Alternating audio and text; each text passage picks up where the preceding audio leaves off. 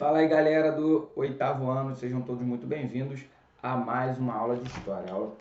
Isso aí. Vamos falar sobre o capítulo 22 e capítulo 23, ambos falando sobre o segundo reinado. Um é sobre o golpe da maioridade, o segundo reinado, e o outro nós vamos falar sobre as principais transformações ocorridas aí no segundo reinado, beleza? Então, vamos lá. Desde já, iniciando a nossa aula falando aí sobre, sobre o contexto, né, de como aconteceu aí esse processo. O segundo reinado, como nós vimos também falamos sobre isso na aula anterior, o segundo reinado ele iniciou em 1840 por meio aí do golpe da maioridade. Por meio desse movimento, né, os políticos brasileiros, pela via dos liberais, anteciparam a maioridade de Dom Pedro II para que ele pudesse assumir o trono. E isso aconteceu porque os liberais queriam recuperar o poder que estava na mão dos conservadores. E porque acreditavam que a coroação do imperador colocaria fim em todos os conflitos e que passavam o país. O país passou durante o período regencial vários conflitos justamente porque era questionada a legalidade ou a autoridade dos regentes. Tá? E a ideia era conter esses diversos movimentos e dar legitimidade ao poder central. Tá? Assim foi iniciado o segundo reinado e ele se estendeu, né, por 49 anos e que pode ser dividido em de várias maneiras. Né? Então, a gente pode entender o primeiro momento como uma consolidação que vai até 50, né, quando o imperador ele estava no poder e se estabeleceu de modo de modo assim mais de tendo aí uma uniformidade de forças, né, dentro do país e colocando os políticos e províncias rebeldes em seu devido lugar, né, o seu controle. Então ele controlava todas as províncias que eram rebeldes naquele momento.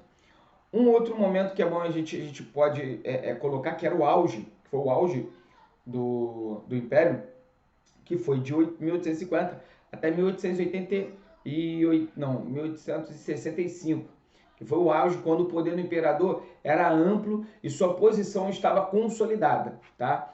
E agora o declínio, a parte que começa a declinar o Império, é de 1865 a 89, quando surge aí as contestações contra a posição de Dom Pedro na economia, na política, tá? E também a economia do país não estava andando muito bem. Então ele começou a ser questionado. Esses três períodos que nós podemos dividir o Império, né, se encaixa dentro do nosso livro, da nossa apostila aqui, no capítulo 22 e 23. Tá?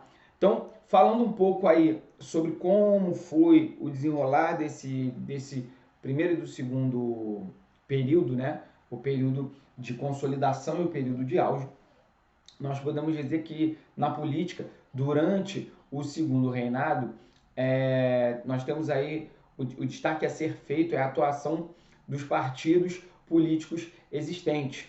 Os dois partidos que atuavam na política brasileira, nesse período, eles formaram-se durante o período regencial e eram conhecidos como Partido Conservador e Partido Liberal. A disputa pelo poder realizada por conservadores e liberais era intensa e tinha um impacto negativo para a política brasileira, porque, na verdade, gerava muita instabilidade. A saída, em, a saída encontrada pelo imperador foi promover uma política de revezamento, em que os conservadores e liberais alternavam-se na liderança do gabinete ministerial. Isso reduziu um pouco os conflitos. Ambos os partidos tinham leves diferenças políticas, ideológicas e também de classe, que se apoiavam. Os conservadores eram partidariamente os conservadores eram partidários de uma grande centralização do poder na mão do imperador, enquanto os liberais defendiam aí, na sua maioria, mais liberdade às províncias, mais liberdade local, mais liberdade mais liberdade centralizada, tá? Apesar disso, uma crítica muito forte, né, à atuação dos partidos que já eram realizados na época e que essas divergências entre os líderes conservadores e liberais era quase inexistente. Então se dizia que na época não havia nada mais parecido do que um conservador, do que um liberal no poder. Então eles diziam que não havia nada mais parecido do que um conservador, nada mais parecido do que um liberal, um conservador no poder. Então os conceitos eram bem próximos uns dos outros, tá? E nós temos aí a distribuição do poder durante esse segundo reinado acontecer de uma forma em que o imperador tivesse amplos poderes, tá, na política, e o imperador ele representava pessoalmente o poder moderador, que estava à frente do executivo. No executivo também contava com o Conselho de Estado e no caso do legislativo destacavam-se cargos do senador e de deputados.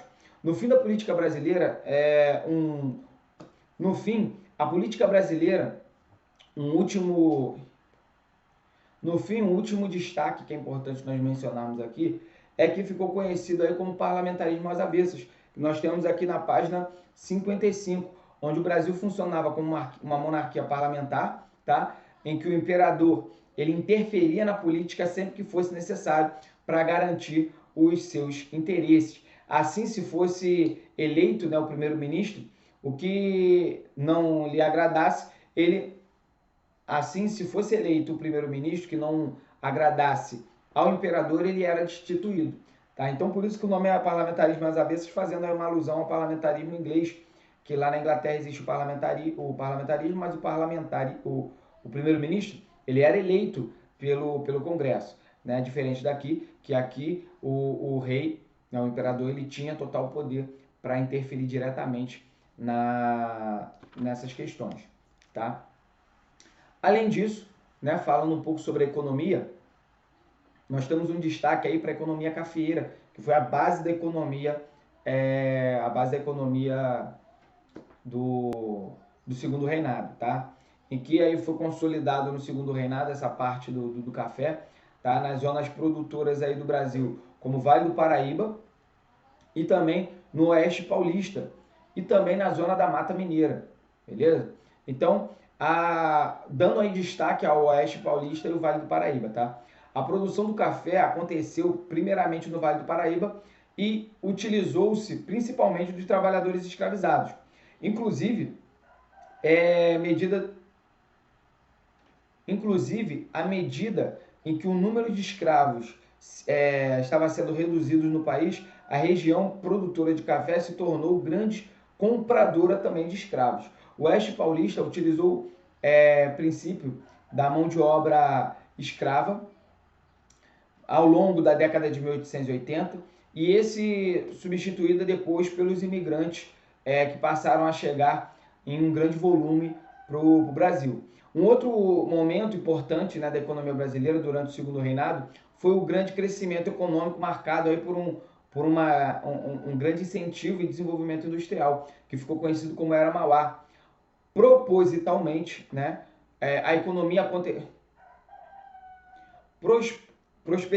a prosperidade econômica de 1840 a 1860 aconteceu durante esse período. As receitas do Brasil aumentaram 4 vezes mais.